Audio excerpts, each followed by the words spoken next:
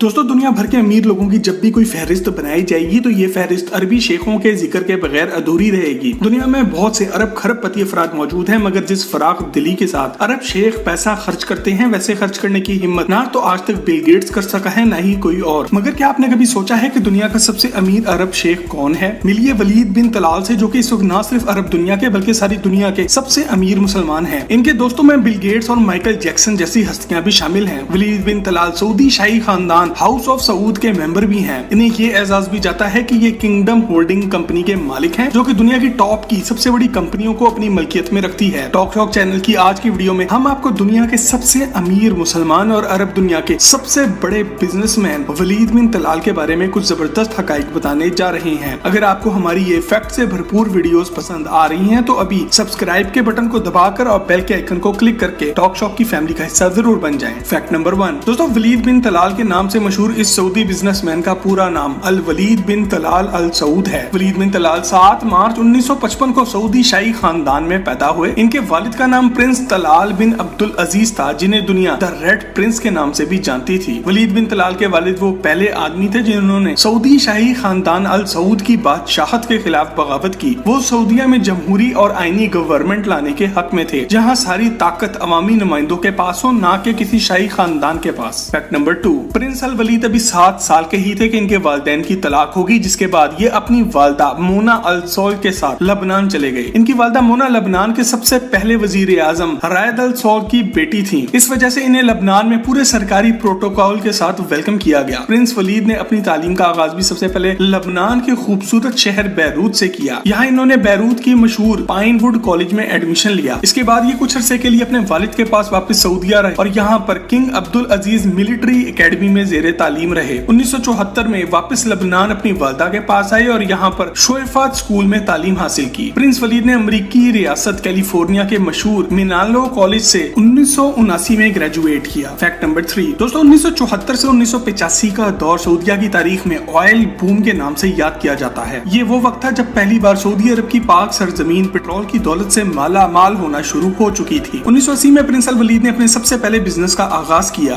$30,000 यानी कि पाकिस्तानी 45 लाख रुपए से किंगडम एस्टेब्लिशमेंट नामी कंपनी की बुनियाद रखी गई। $30,000 का ये अमाउंट चंद ही दिनों में खत्म हो गया। इसके बाद प्रिंस अल वलीद ने सऊदी अमेरिकन बैंक से कर्ज लेने की कोशिश की और इन्हें यहाँ कामयाबी से $3 लाख यानी कि पाकिस्तानी 4.5 करोड़ रुपए का लोन मिल गया। फैक्ट नंबर 4 दोस्तों, वलीद बिन तलाल बेशक एक शाही खानदान के शहजादे थे और इन्होंने ऐसे खानदान में आंख खोली थी जहाँ पैसे की कोई कमी नहीं थी, मगर इन्हें हमेशा से ही खुद काम करके पैसा कमाने का शौक था, जिसकी वजह से इन्हें अरब दुनिया का वॉरेन बफेट भी कहा जाता है। बिजनेस में इन्हें पहली कामयाबी 1982 में मिली जब साउथ कोरिया की एक बड़ी कंस्ट्रक्शन कंपनी से इनकी डील हुई। प्रिंस वलीद ने बहुत होशियारी से अपने आगाज के दिनों में जो भी पैसा कमाया इसे दूसरे अरब शहजादों की तरह पार्टी करने और महंगी कारें खरीदने के बजाय वापस रियल एस्टेट और स्टॉक मार्केट में इन्वेस्ट किया। फैक्ट नंबर 5 दोस्तों, 1984 में जब सऊदिया का ऑयल बूम का दौर खत्म होने को आया तो इस वक्त 2 Saudi bank, United Saudi commercial bank USCB और सऊदी कायरो बैंक SCB दिवालिया होने जा रहे थे। प्रिंस वलीद ने बड़ी होशियारी से इन दोनों बैंकों को खरीद लिया और इन्हें आपस में मिलाकर यूनाइटेड सऊदी बैंक USB बनाया। 1989 में प्रिंस अल वलीद के अपने जाती असासे $1.4 बिलियन तक पहुंच चुके थे, यानी कि पाकिस्तानी 21,700 करोड़ रुपए। ये वो वक्त था जब दुनिया तेजी से इंफॉर्मेशन टेक्नोलॉजी में तरक्की करना शुरू हो चुकी थी और नौजवान प्रिंस ने ये बात भी भांप ली थी कि आने वाला वक्त इंफॉर्मेशन टेक्नोलॉजी का होगा। इन्होंने इस वक्त नौजवान बिल गेट्स को इस काम में सारी दुनिया से आगे पाया और इस पर तोहफों की बारिश कर दी। इस तरह प्रिंस वलीद को बिल गेट्स की शक्ल में एक अच्छा दोस्त और दुनिया का टॉप का बिजनेस पार्टनर भी मिल गया। फैक्ट नंबर 6 दोस्तों, ये बात तो आप भी जानते ही होंगे कि अमीर अरब शेख कई शादियां करते हैं, मगर प्रिंस अल वलीद ने ज्यादा नहीं सिर्फ 3 शादियां की हैं। और इनकी डिटेल में जानने से पहले अगर आपको ये वीडियो पसंद आ रही है तो अभी इसे एक लाइक देकर हमारी हौसला अफजाई जरूर करें। दोस्तों, प्रिंस अल वलीद ने सबसे पहली शादी तो शाही खानदान में ही की। दलाल बिनते सऊद बिन अब्दुल अजीज इनकी ही कजन थी और सऊदी शाही खानदान अल सऊद की एक शहजादी थी। इसके बाद दूसरी शादी प्रिंस ने ईमान बिनते नसीर बिन अब्दुल्ला अल सदूरी से की, मगर जिस शादी का सबसे ज्यादा चर्चा हुआ वो इनकी तीसरी शादी थी, जो कि अमीरा अल तवील से हुई। अमीरा भी शाही खानदान की ही एक शहजादी थी और शादी के वक्त इनका प्रिंस अल वलीद से काफी ज्यादा एज डिफरेंस भी था। ये शादी काफी धूमधाम से हुई और लोगों को इन दोनों की ये जोड़ी काफी पसंद भी आई। अफसोस के 2008 में होने वाली ये शादी सिर्फ 5 साल ही चल सकी और इन दोनों की 2013 में तलाक हो गई। अलग होने के बावजूद भी शहजादी अमीरा प्रिंस अल वलीद की अच्छी दोस्त हैं और इनके बनाए हुए अल वलीद बिन तलाल फाउंडेशन की वाइस चेयरमैन भी हैं और दुनिया भर में फलाह बहबूद के काम करती नजर आती हैं। फैक्ट नंबर 7 दोस्तों, प्रिंस अल वलीद दुनिया के सबसे अमीर मुसलमान हैं और मुसलमान दुनिया में हमेशा इनकी शाह खर्चियों पर तनकीद भी की गई। सबसे पहले इनके पर्सनल जेट के बारे में बात कर लेते हैं। इनके पास कोई 60-70 मिलियन डॉलर का G5 जेट नहीं बल्कि पूरा बोइंग 747 खरीद कर इसे इन्होंने अपने टेस्ट के मुताबिक तैयार करवाया। जहाज में दाखिल हो तो दरमियान में इनकी ये गोल्डन शाही कुर्सी लगी हुई है जहाँ ये अपनी तमाम बिजनेस मीटिंग्स करते हैं। ये जहाज अंदर से 2 मंजिला है और इसमें मीटिंग रूम के अलावा 4 बेडरूम, तुर्किश बाथ, जहाज में ऊपर नीचे आने जाने के लिए लिफ्ट सिस्टम, सिनेमा और मेहमानों के लिए गेस्ट रूम्स भी मौजूद हैं। अगर आप अभी तक ये सोच रहे हैं कि ये जहाज कितना बड़ा है तो इसका अंदाजा इस बात से लगा लें कि इस जहाज में आराम से 800 बंदा सफर कर सकता है। फैक्ट नंबर 8 दोस्तों, प्रिंस वलीद की शाह खर्चियों में दूसरे नंबर पर इनकी यॉट आती है। इस दियो हैकल कश्ती का नाम पहले नबीला था और इसे एक सऊदी खरबपति अदनान खशोगी ने तैयार करवाया था, मगर प्रिंस वलीद की इस पर नजर पड़ी, उन्होंने मुंह मांगी कीमत देकर इसे खरीद लिया। इस यॉट का नाम भी इन्होंने बाद में बदलकर नबीला से किंगडम 5KR रख दिया। 1980 में तैयार होने वाली इस यॉट पर इस वक्त $100 मिलियन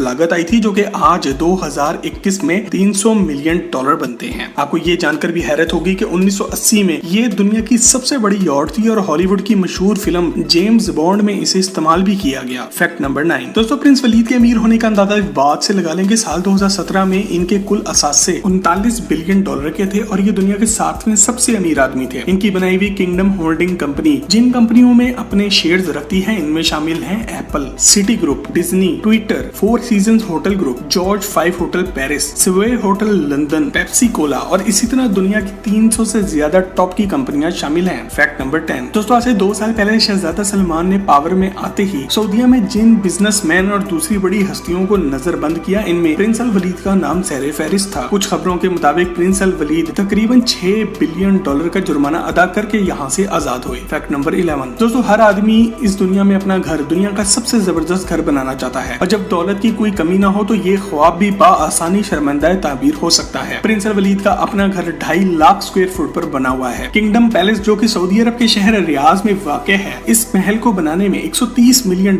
की लागत आई है और इसमें 317 कमरे शामिल हैं। इस महल में 250 से ज्यादा टीवी भी लगे हैं और दुनिया के माहिर शेफ्स की एक टीम भी मौजूद रहती है जो कि किसी भी वक्त ऑर्डर आने पर 2000 से ज्यादा अफराद के लिए खाना तैयार कर सकती है। इसके अलावा रियाज शहर से कुछ फासले पर प्रिंस अल वलीद किंगडम रिजॉर्ट के भी मालिक हैं जो कि 5 लाख स्क्वायर फुट पर बना हुआ है। ये एक शाहाना रिजॉर्ट है जिसमें 3 मुख्तलिफ झीलें भी आती हैं। दुनिया के मशहूर नुसरत स्टेक हाउस पर जब शहजादा वलीद खाना खाने पहुंचे तो जाते जाते टिप में 4,459 पाउंड टिप छोड़ी, जो कि पाकिस्तानी करेंसी में 9.5 लाख रुपए से ज्यादा बनते हैं। दोस्तों, कहने को तो प्रिंस अल वलीद मुसलमान हैं, मगर इनका तर्ज जिंदगी गोरों से भी ज्यादा मॉडर्न है। ये दूसरे अरब शहजादों की तरह तंग नजर नहीं है, बल्कि आजाद ख्याल है और औरतों के हकूक के लिए भी हमेशा आवाज उठाते रहे हैं। उम्मीद करते हैं कि जितना माल इन्होंने इस दुनिया में कमाया है, क़यामत के दिन इसका हिसाब देने में भी इन्हें मुश्किल नहीं होगी। टॉक शो की आज की वीडियो अगर आपको पसंद आए तो इसे एक लाइक देकर अपने दोस्त अहबाब के साथ फेसबुक और व्हाट्सएप पर शेयर जरूर करें। मजीद ऐसी ही वीडियोस के लिए टॉक शो के चैनल को भी सब्सक्राइब जरूर करें। आपसे बहुत जल्द एक और जबरदस्त वीडियो में मुलाकात होती है। जब तक अपना ख्याल रखें। अल्लाह हाफिज।